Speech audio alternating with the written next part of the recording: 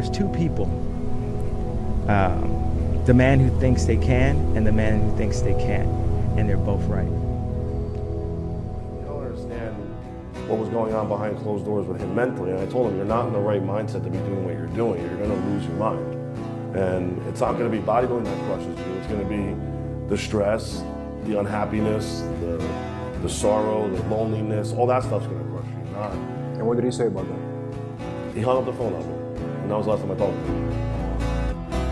Because he put his whole life into this, and I think a lot of upcoming kids are doing that still. They don't have a life other than the weight room and that. That's their life. They go from work and they go to the gym and they go home.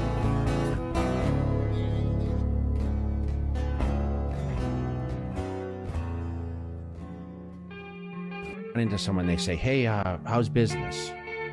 You know, how's your family? How's this, that? But you know what no one ever asks you? Are you happy?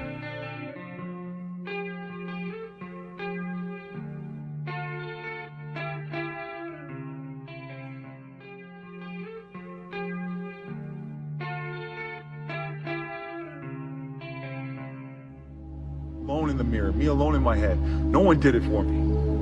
I worked for it, and I'm never going to let someone else take that from me. All I care about is fitness. All I care about is being a better man. And you guys just don't understand that. You look at the finite details and you try to compare yourself to me, but you don't have the same story as I do. So don't ever do that. I would rather you leave me alone. I came from nothing. So don't ever disrespect me. You don't know me. Who are you under there? What are you hiding? Are you just hideously scarred? Shit. I'm still only in Saigon. Every time I think I'm gonna wake up back in the jungle. When I was home after my first tour, it was worse. I'd wake up and there'd be nothing. I hardly said a word to my wife until I said yes to a divorce.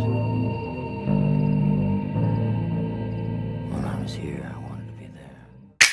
She sat me in the spreader with my entourage and shit. Face all on my stomach, got her fancy on my feet. Makeup on my acne like I'm trying to hide a zit. Wear my clothes to baggy shit, I'm trying to hide my zit. Now baby, I'm too fat.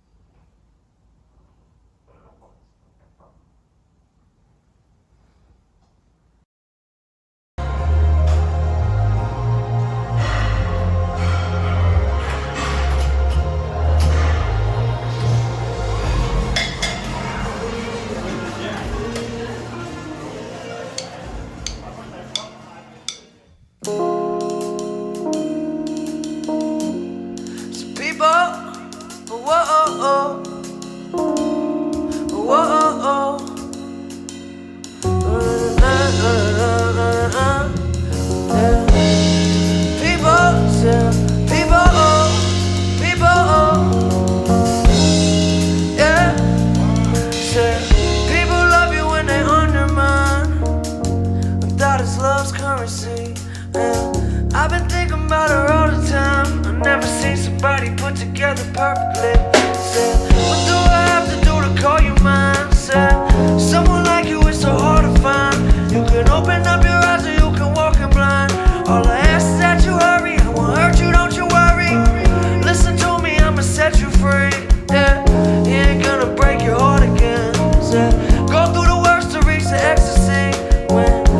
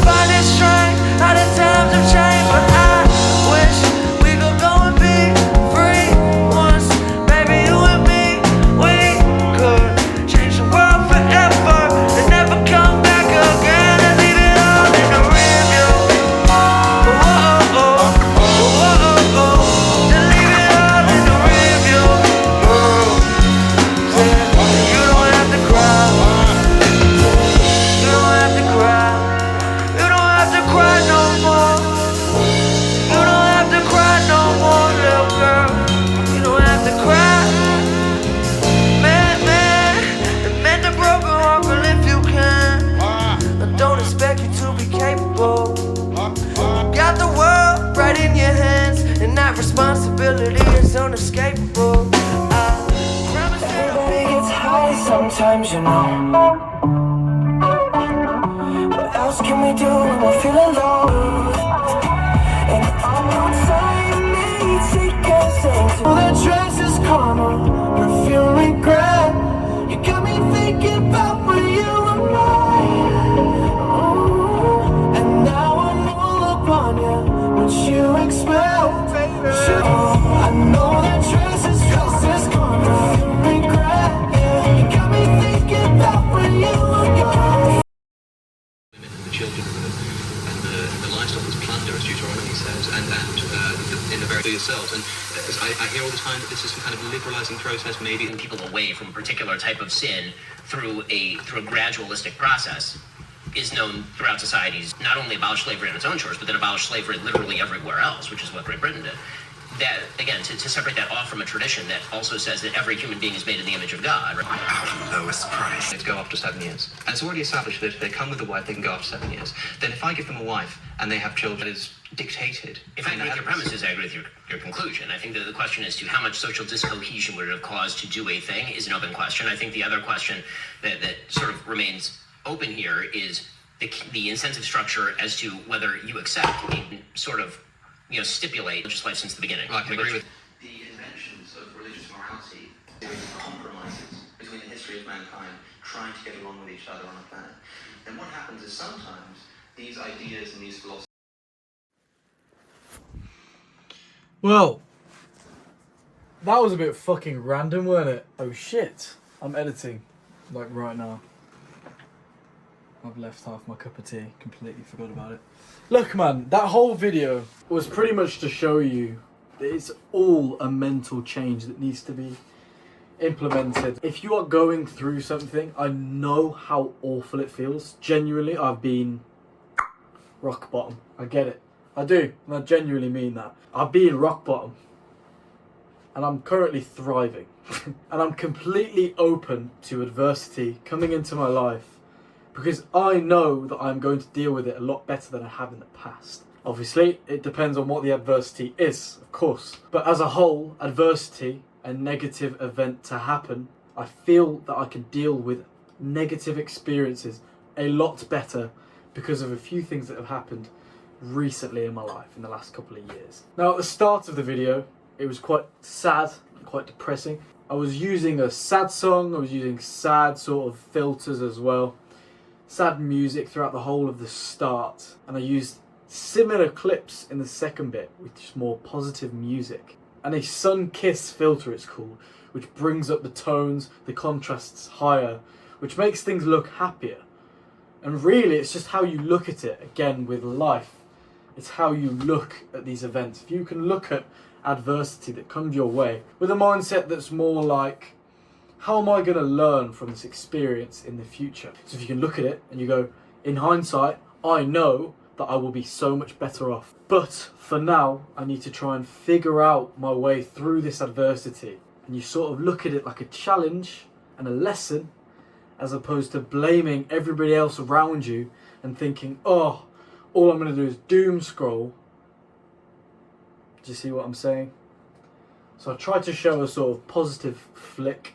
So I used the snap to show everything that you do is pretty much a result of your mindset and how you look at things. So if you go into life thinking, fucking hell, we only get one life, thank God.